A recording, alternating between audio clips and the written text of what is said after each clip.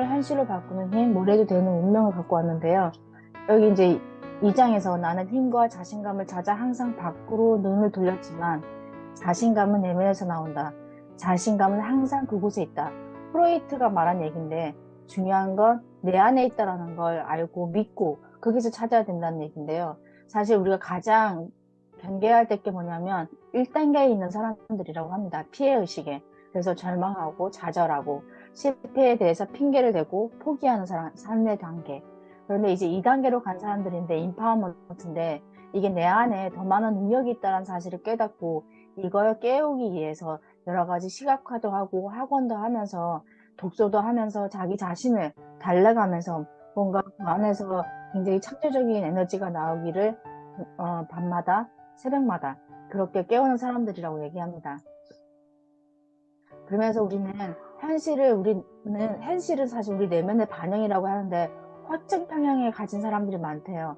즉 말해서 우리는 세 가지 믿음으로 살아가는데 자기 자신에 대한 믿음, 다른 사람에 대한 믿음, 그 다음에 더 고귀한 신과 같은 존재에 대한 믿음이 있는데 우리는 어쨌든 신념과 믿음을 토대로 선택을 하고 그 인생을 따라가게 되는데 사실 가장 중요한 거 스스로 좀 더 믿고 싶다면 신념을 한번 우리가 돌아봐야 된다고 합니다. 그 신념은 어디 있냐? 잠재의식과 무의식이 있다고 합니다.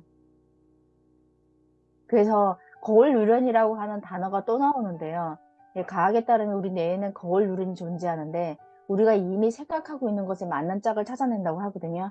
칼융과 다른 위대한 심리학자들이 그렇게 얘기했는데 중요한 건 내가 지금 이 현실 속에서 펼쳐지는 모든 모습은 내 잠재의식에 심어져 있는 신념이 그렇게 발현되는 거라고 합니다. 즉 나는 의식적으로 굉장히 노력하고 뭔가를 해보려고 해도 잘 안 되는 이유 중에 하나가 무의식에 자리 잡고 있는 그 신념을 사실은 우리가 돌아보지 않으면 절대 바뀌지 않는다고 합니다. 그래서 여기 얘기하더라고요. 3일의 법칙. 우리가 333 얘기 많이 하는데 뭔가를 서술하고 시각화하고 반복하고 그 안에 특정한 감정을 주입하면 보통은 3일 안에 실현된다고 하거든요. 근데 이 3일의 법칙을 토대로 우리는 가장 많이 하는 게 있습니다. 우리가 사실 이게 하는 이유 중에 하나가 망상활성계라고 하는 뇌에 있는 그 활성계를 자극해야 되는데 이 망상활성계는 심상, 감정, 반복에 반영한다고 합니다. 그래서 원하는 성과를 먼저 시각화하고 그 다음에 감정이 반드시 동원돼야 되는데 그 긍정적인 감정을 갖고 와야 시각화한 게 현실에 나타난다고 합니다. 또 중요한 건 반복하라고 합니다.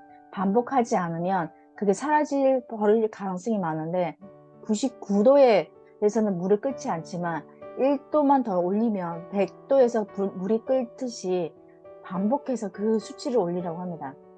그래서 이렇게 신념을 재설계하라고 합니다. 일단 내가 원하는 목표를 서술하라고 합니다. 어떤 성과를 바라고 있는지 그 내용을 기록하고 휴대폰이든지 어딘가에다가 적어놓는 게 좋다고 합니다. 즉 편을 들고 종이에 써야 실제로 그 성과를 보고 느낄 수 있다고 합니다. 손으로 직접 기록하라고 합니다. 그리고 그걸 바라보고 느끼고 상상하라고 합니다. 이렇게 나는 너무 말랐어. 내겐 자원이 없어. 내겐 돈이 없어. 이 모든 게 다 떠오르면 다 적어보라고 합니다. 당신을 위축시키고 당신을 나가게 하지 못하는 게 뭔지. 그래서 그 생각들로 하여금 내한테 방해하는 신념, 저지하는 신념, 그 신념을 찾아내라고 합니다. 이렇게 여기서 2장에서 써머리로 얘기하고 있는데 일단은 내가 어디 단계에 있나, 피해의식의 단계에 있나, 아니면 나는 이제 새롭게 도약하고 싶은, 변화하고 싶어? 그래서 뭔가를 하고 있는 인파워먼트 단계에 있는지 반드시 확인한 다음에 사람들이 다른 의견을 주거나 의문을 마주하고 있으면 그거에 반응하고 있다면 내한테 그 신념이 있다라는 얘기거든요. 그걸 한번 톱봐보라고 합니다. 신념을 바꾸면 현실도 바뀐다고 합니다. 그걸 믿으라고 합니다. 우주는 그 내 신념, 내가 설계한 신념에 따라서 반응해 준다고 합니다.